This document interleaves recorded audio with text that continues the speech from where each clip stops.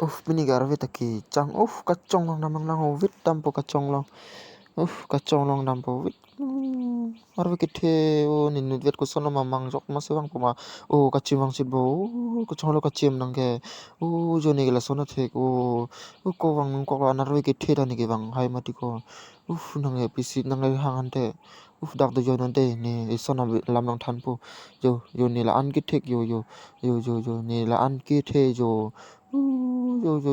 ni ke dak ang song ar lu bo de yo nang lang yo dak ang song yo ni ke thek dak pen chon plung pu 1 2 3 chon plung yo nang tet er wongon yo anak ke thek yo wongon warnam ni ke kuson ma tek thibo warnam yo ni la so alo long da dam po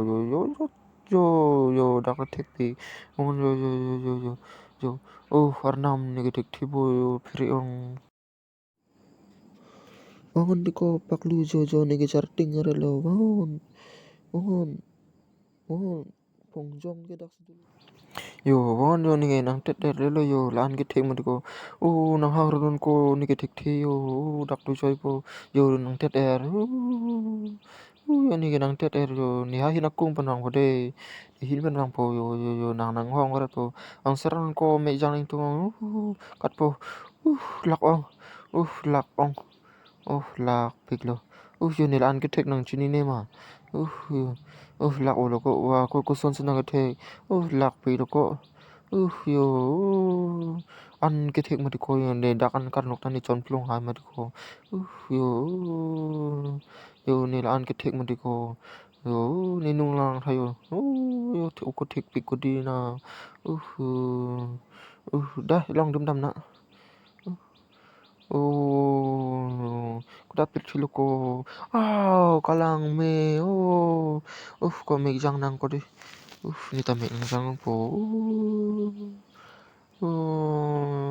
me jang po ko na ta pir thilo ko lage an kalang me ko me jang lot ko na ta me jang joy po nang son ni ta me jang dun joy po lapen na so video long kalang donat ko te tum don ta